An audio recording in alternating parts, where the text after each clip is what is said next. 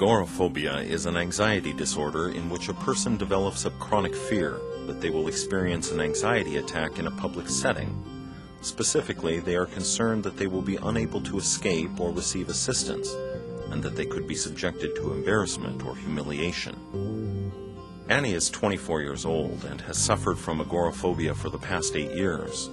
During this time, her anxiety has escalated and it now dominates her life, preventing her from pursuing many of her interests. Listen carefully and note that Annie seems less afraid of the crowds and the open spaces themselves, and is more concerned with the loss of control and humiliation that would ensue if she were to have a panic attack in a public setting. This fear is referred to as anticipatory anxiety.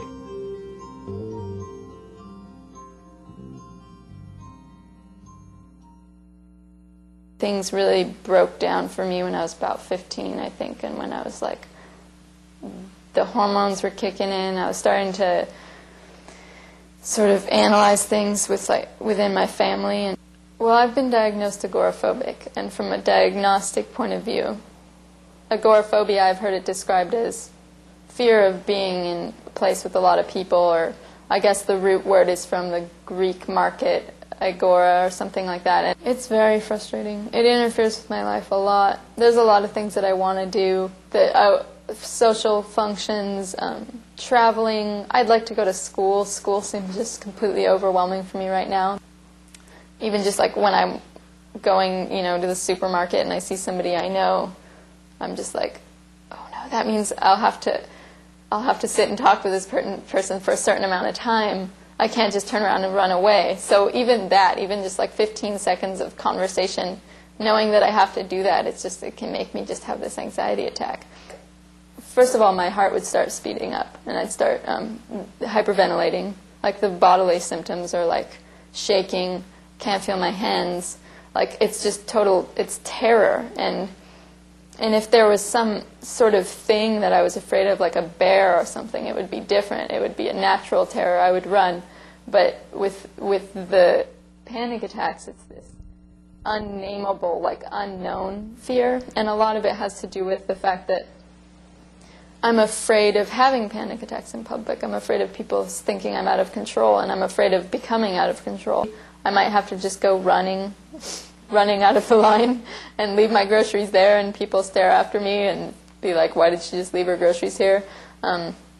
Sometimes when I get really nauseous, I'm afraid I'm going to get sick, like I'm going to throw up or something there, or worse, like I'll have to go to the bathroom, or just all these things that seem to me just so socially unacceptable that I couldn't even like deal with like the humiliation. So sometimes I'll just avoid it altogether. It's just the fact in my brain that I hold these things, and these things have like never happened. Like I never have gotten sick in public, and but I just have this huge fear of it. It's like almost like my brain will create something that's like the most socially unacceptable thing that could happen in that situation, and it worries about it. It's like I mean, the only way I can really talk about this stuff is if I talk about my brain as like different things or different parts.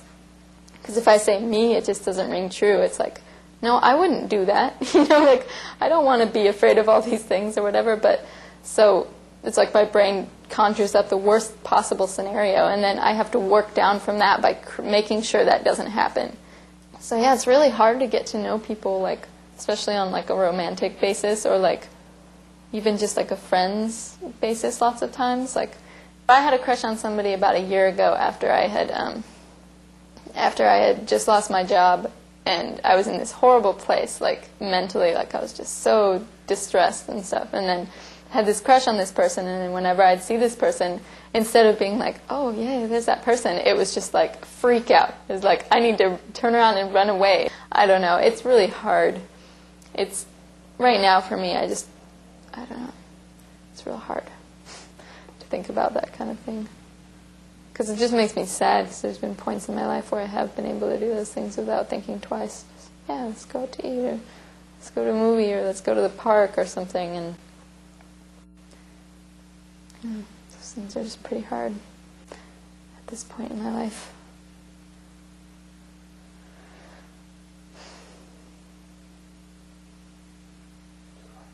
Thanks.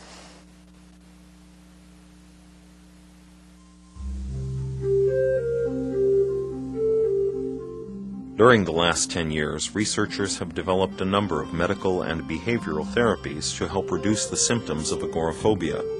The goal of these therapies is to reduce the symptoms of panic attack. With this fear reduced, people can unlearn their fear of the public and social situations. For 7 years, Annie was under the care of psychiatrists and was prescribed a wide range of drugs and other medical treatments. Although the medications were moderately helpful, after several years of therapy, Annie became dissatisfied with their side effects.